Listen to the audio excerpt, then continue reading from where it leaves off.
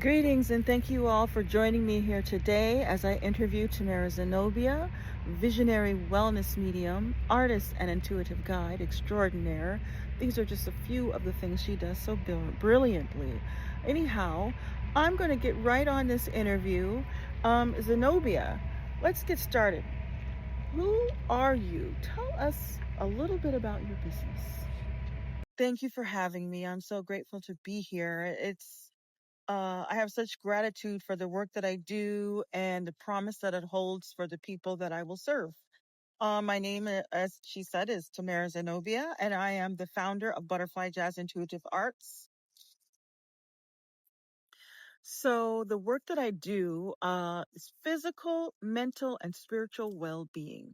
I focus on guiding people to develop their intuition and use that natural inner ability to heal their own bodies. That's the crux of everything I do.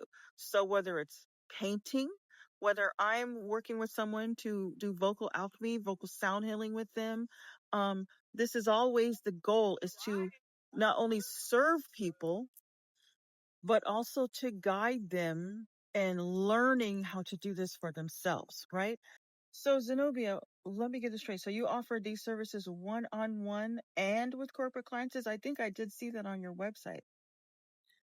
Corporate clients, yes, I do work with corporate clients. So I think I have two offerings for corporate clients, and that is for the vocal alchemy, a sonic canvas class, and also for any movement-based class. And these classes are great for morale, great for productivity, exercises, and getting people to kind of refresh their energy.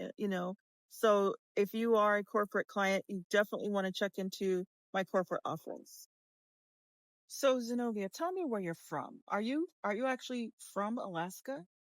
Yes, I am born and raised in Alaska. I was born in Fairbanks and raised in Anchorage, and I've traveled around a bit, but have come back to Alaska to stay. This is home, and I feel like now is a season where I'm meant to stay for a while.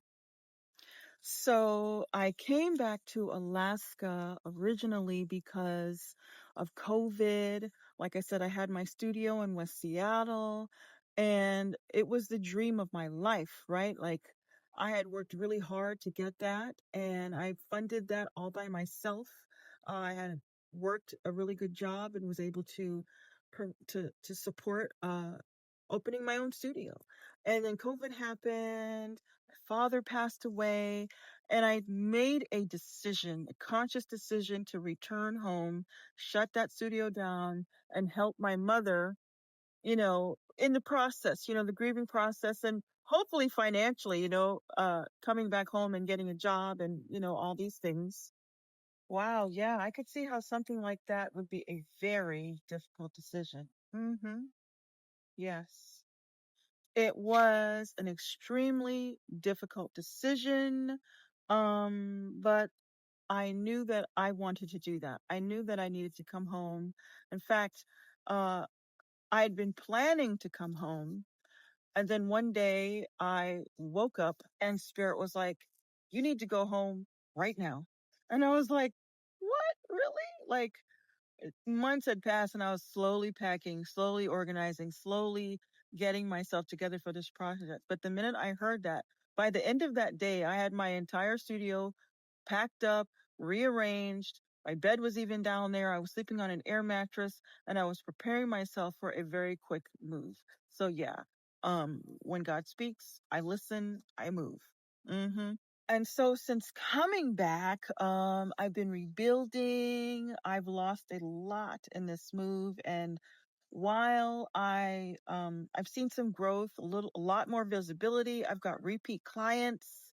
Um, People are loving my work. It's been really hard, right? I need resources. I need help. I need a push, you know, even finding work. I had a job that paid me six figures in Seattle. That same job here, not even half that. So I lost a lot in this move. Yes, indeed. It really does take a lot of courage. and motivation to keep going. But when you have a dream and then you know what your dream is, you don't even think about it. You just keep going. hmm I know exactly how that feels. I still keep going because the work is real and the impact is real. Okay, so tell me about some of your successes in your business. Like, what are some of your accomplishments that you've done so far? Tell the people, well, what makes you feel good in your business and the things that you've done that have really helped you to come along. So, my accomplishments. Well, if you visit my website, you will see that I have on the events page. Let's start there. I've been performing across the country. I have done workshops, classes. I've done festivals from Washington, uh, all the way down to Tucson, Arizona. And that was the adventure of a lifetime, doing my shamanic tour, traveling to learn everything that I've learned, developing my own skill and talents over this three and a half year period across the country, living in a van. After that, uh, I produced four, no, three vocal sound healing meditation albums. These albums, one was a sleep meditation. One was a deep release meditation, and another one was just like a gentle, quick like meditation. Say you're at work and you want to take a 10-minute break, you can listen to this meditation. So those are my first three accomplishments, and that was the first fundraising project that I did. I did these albums for a fundraising project. I had wanted to buy a property in Tucson, Arizona to have my healing center there. The owners of the property agreed to allow me to raise the money. It didn't work out, but those are the first albums that I created on the road. And that was exciting and fun. And I feel really good about those products. I did a COVID sound healing meditation during the time of COVID.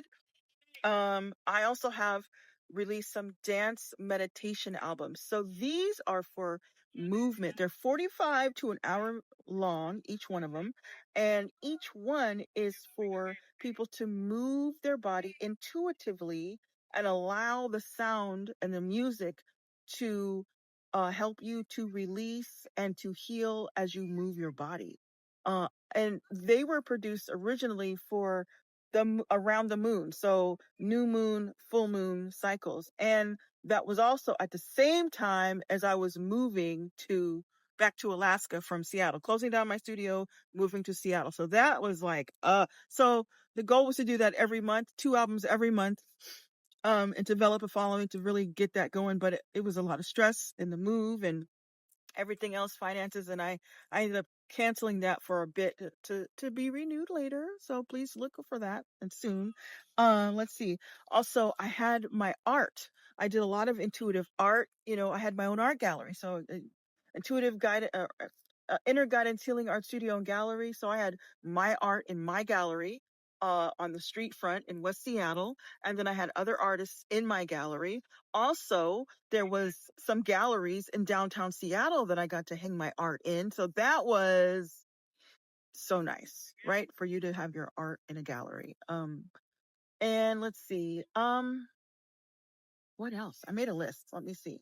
Um, I just finished my first sonic canvas class where I do a combination of vocal alchemy while working with people to help them paint intuitively and paint their own healing. And I was also recently on PBS Indie Alaska, which was really a great accomplishment. Somebody recommended me to be on that, and I was like, wow, from out of nowhere, you should be on this show. And so I got to do Indie Alaska PBS. So if you go to my website, you'll see the video there. And it'll take you to the PBS page on YouTube, and you can watch that video. It's just like a 5-minute interview with me talking about vocal alchemy and doing my readings and how that all works together for me. So yes, even without funding, I have to be resourceful. This is, like I said, this is a calling. Um, I can't not do it. Whether if I don't have money, if I'm homeless, if whatever, I have to do this work because it's me. It's in my DNA. It's who I am. I can't not be this person. This is me. So yes, I will continue to make albums with or without resources. I will continue to do readings with or without resources. I do get paid from the services that I do. I sell the music, I sell the books. So that money does come in and it helps me to pay bills, to live, to do things. But my ultimate goal is to have my own healing art studio, like the one I had in Seattle, where I will offer classes, where I will have my art hanging. I mean, it's nice for your art to be in other people's galleries. But why should I wait for someone to say, we like you enough or you're good enough? No, I say I'm good enough right now, right? So my art hangs in my gallery where people can come and see and buy my art as well as online, right? So yeah, I'm waiting for approval. I'm waiting for acceptance. I am who I am with or without your approval, your acceptance, right? And you have to be if you're an artist, because if you're not going to make it. If you're waiting for people to approve you, if you're waiting for people to say, hey, we like you, no, you will be very depressed. I mean, artists are artists. If their calling is in their heart and they have to do this thing, then if you're waiting for someone to approve you, to accept you, to validate you, that is not going to end well. Validate yourself. Love your people don't often realize that when you have a calling, you have to keep going. You don't stop because you don't have money, because people aren't supporting you. When you're called to do something, you do it regardless.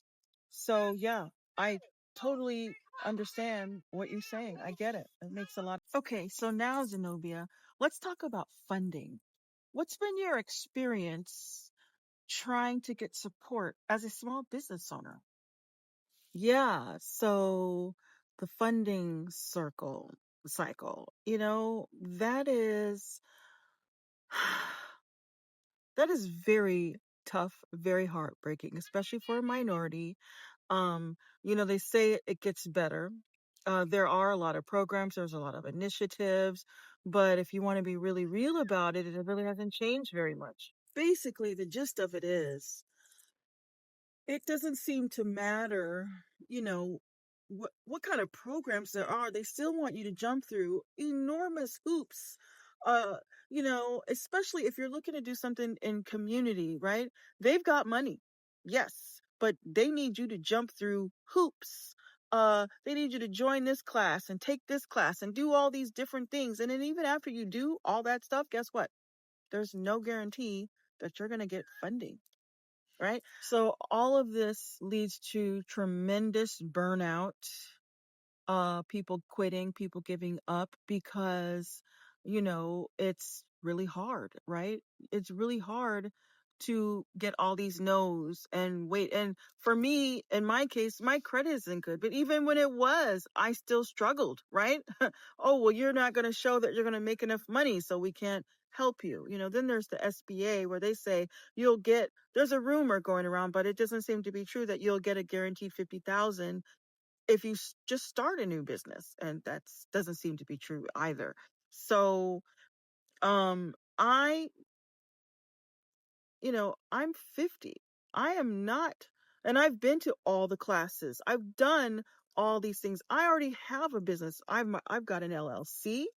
I've got my insurance. I've got everything I need. I've taken classes. I've taken workshops. I've worked my entire life, right? I've got experience. I've got education. So my stance is no, I will not jump through the hoops. I've paid my dues. I don't need to volunteer for your organization for 100 hours in order for you to see me as worthy to receive these funds, and if that's what you want me to do, then I'm just not going to do it, because even at the end of all that, which has been my experience, it's still not guaranteed that you will get any kind of funding, right? So, yeah, it's very tough. It's very hard to go through this process, for sure. And at the same time, um, I have a moral imperative, and that is that the business that I run is to help people to overcome overwork, stress, working 24 hours a day, just to make it. My goal is to help people to do less, achieve more, keep their health and their well-being, being able to spend more time with their families and live a balanced life and not work 24 hours a day. There was a time when hustling and being a superwoman or superman was like a way to be successful. But look how that's worked out for everyone. Not very well. Some people are dying. Some people have chronic illness, got all these other things going on with their lives.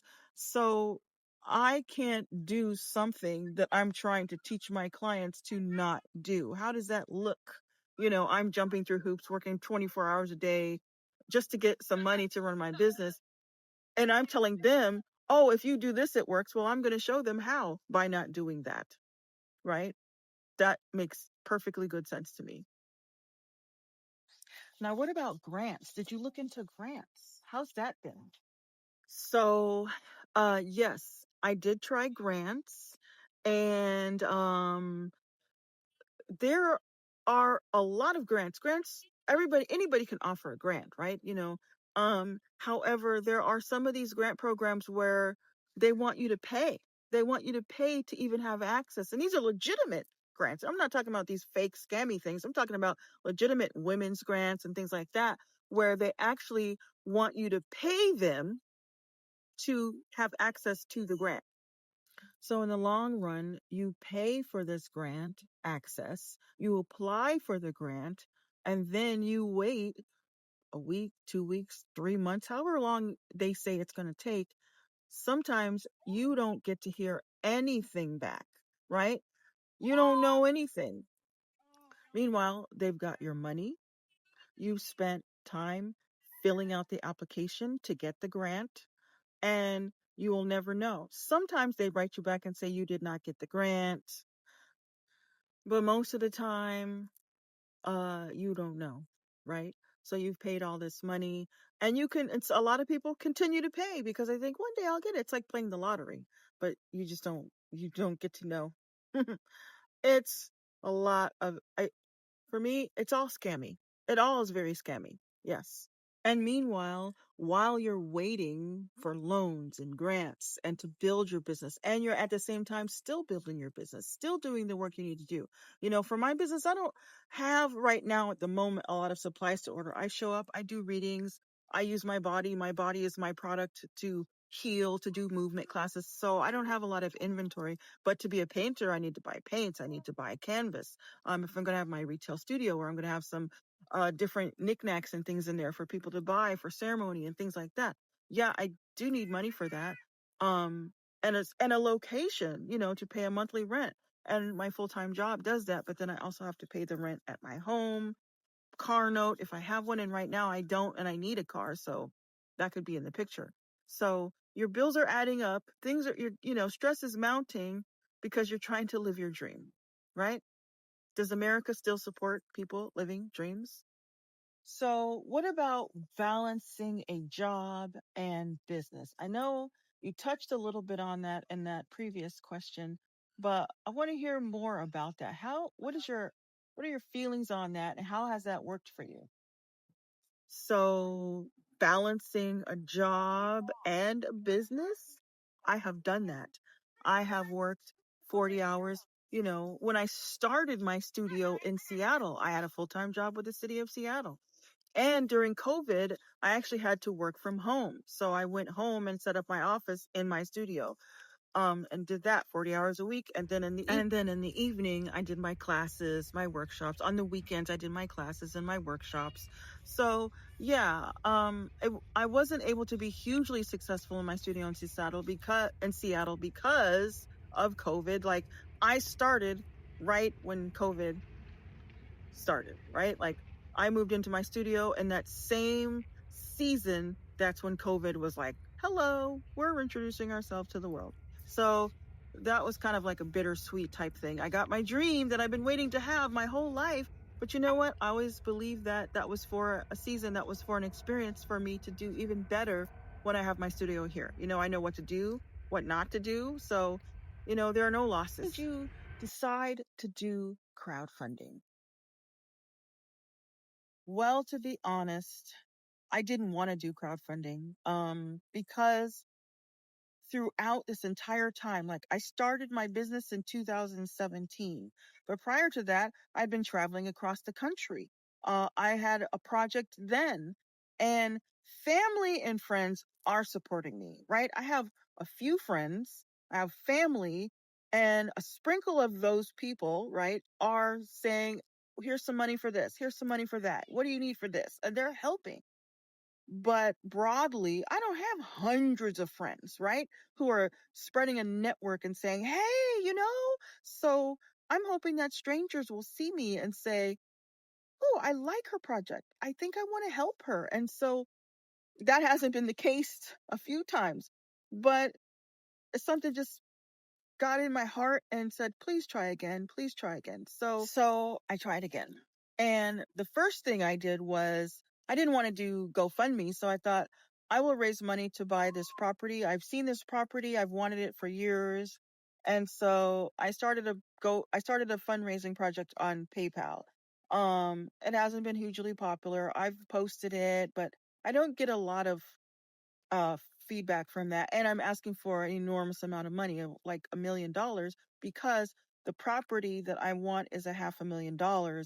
Um, but the reason why I'm trying to buy this property is because I want to own it outright. Buy the building, own it outright, so that if there is ever any other problem, a pandemic or anything, I'm not stuck with, darn, I can't pay my rent, right? Darn, I don't have anywhere to move my business that I can run it successfully throughout whatever is going on because I don't own the property. And now I've got to move because I can't afford to pay the bills. So I started this page initially because I do need a car. I've always needed a car. I lost my car in the move from Seattle to Anchorage. So my mother has been gracious enough to let me use her car, and I've had access to that full time. But my brother, his car broke down, and now we are sharing her car. He has 3 jobs. I'm running my business full time. And this whole process has taken its toll on the amount of money that I can make this summer. I do need a car with room in it. I don't want a little car. I really want a bigger truck, a Jeep or something that I can put all my stuff in and it will hold it, right? Because I've got tents, I've got weights, I've got tables and chairs and, things that I'll be selling in my tent, like my art, and I need a car that will lug all these things around places that I'm going in Alaska. So, and then I have to take them out of the car to make sure that they stay secure. So I need to have the flexibility to be able to do that. So, but that original request was for the house, the car, business capital, paying off debts for the business, and just a lot of things, and that's why it was so much. Um, but now, because, my brother's car hadn't broken down at that time, but like I said, I still needed a car. So that was in the plan for that original funding. But now the house is off the market. So it's kind of on the back burner until it comes back on. I know it will. I just don't know when. That gives me time to support my business in other ways. So, but now it's an emergency. I need a car, a good car, and I need to be able to spend a decent amount of money on it. I want low miles. I live in Alaska, so I can't be breaking down in the wintertime. I need something reliable and good with low miles. And that's what I'm going to get. So I'm raising money for that. Also, I need to pay off some debt. If I can pay off my debt, I can restore my credit. So overall, crowdfunding is people supporting people. Why not? Why can't we support each other? My angle is to get other small businesses who have made it, who have been successful, to help me. If I can get donations of $100 or $1,000, for instance, 50 people, 50 organizations giving $1,000, that's the $50,000 I need right there. 50 people, right? And if their business is doing relatively well, I think they would be able to support that. I'm positive. I feel positive. Like I said, I am a glass half full gal. I'm not a person who sits around, it's never going to work. I'm always thinking of the impossible and believing that the impossible will happen. Because that's just me, right? I'm a miracles type of chick. 20 people or 20, if people gave $20 of donations, that's 2,500 people giving $20 donations. That's $50,000, right? 100 people giving $500. That's $50,000. So, one could say that what I'm asking for is, oh, that's just ridiculous, crowdfunding. But if you think about it in that way, it's highly doable. Of course it's possible. Even $10, right? And imagine if momentum is built and enough people give just the $10 or $20 or $50, we could meet our goals, right? We could meet our goals. But I think sometimes when people see crowdfunding, they get intimidated. Well, I only have $5. I only have $20. I don't even have $100, so they think that their money is not going to support. Their money is not going to help. But guess what? That's where you're wrong. That's where the power of crowdfunding comes in. Is like you get so many people to give a certain amount, and it's not even a large number. Like I said, 50 people giving $1,000, 2,500 people. That is not a lot of people, right? Giving $20. Okay, so we come to the end of our interview, and I just have a couple more questions. So, what would you say to someone watching this right now who's thinking about donating, who's really intrigued by your work and wants to support you? What would you want to say to them? So, what would I say? If you've ever felt unseen, if you tried to build something and it just you just need, some support, right? Is my project speaking to you? Is the work I'm doing speaking to your heart? Could I ask you to render me the service that you would want have rendered to you? Um, if you've been to my website, since you've listened to this interview, have you visited my website? Did you listen to my music? Did it touch you? Did it help you in any way? If you're somebody who knows me, if any of my work has helped you in any way, or even knowing me, I know people here that have known me and who have said, Tamara, thank you. You really helped me. You helped me to come to a conclusion or a decision. So if you see me and you know me and I have touched you in any way, please think about supporting me. Please think about sharing the work that I do with your friends, with your family, and help me raise this goal, because I desperately need a car before it starts snowing. And right now we're still in summer. It's beautiful and hot. It's the best summer we've had in a few years, right? So winter's not close by, but I want to make sure I get a vehicle before winter gets here so that I can still be in good movement with my business. Well, that was most intense and very deep. Thank you so much for taking the time to really talk to us and let people know, what small business owners are facing, what small business is like, and what is a good way to support without having to jump through these hoops and trials just to get some help. It can be very stressful and very hard, but if you have a dream, you're going to make it work no matter what. So, any final words? Okay, so, I've said a lot, but I suppose I could say some more. I wrote down a few words, so I will read what I wrote because, like I said, I wanted to be prepared and I didn't just want to blab. And I have a tendency to ramble a bit sometimes, right? But I want to say this. We talk a lot about supporting Black owned businesses, women owned businesses, minority owned businesses, but talk is easy. Support looks like action. I'm not just trying to survive, I'm trying to thrive. The money that you give me, I know it is going to help me. My business is already growing. My business is already doing better than I expected. It's going far, and I know that. But I need a push. I just need a little bit of a push. I want to expand. I want to create more healing spaces, more art, more value for people, and their healing journeys.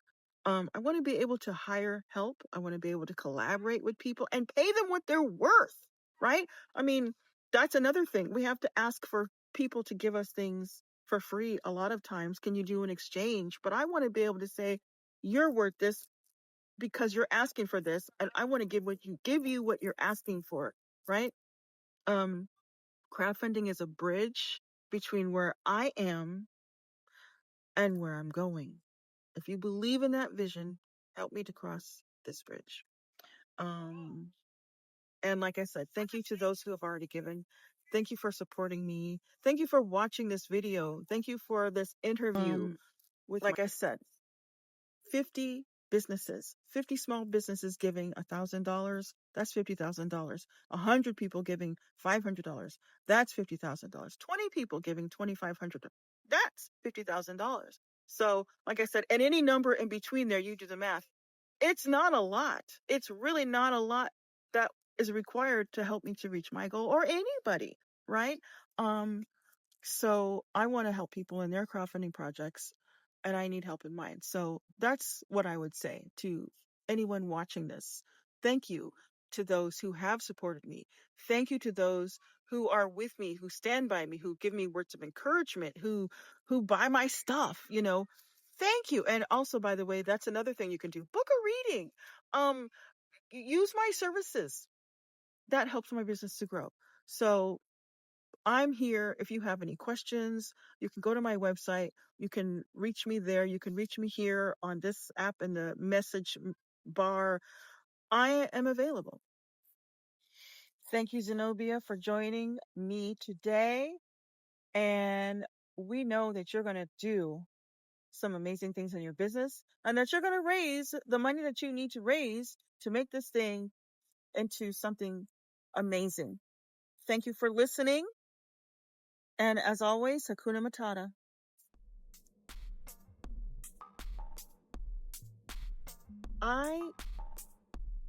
I'll let you know why I created this video, the way that I created this video.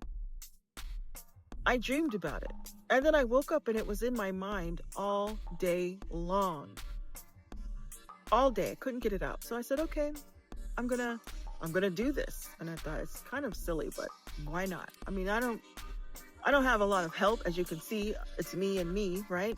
But I'm doing the best I can, right? So let that be something, And then I'm out here at the airport pouring horns off with planes in the parking lot because the view is beautiful, and it's the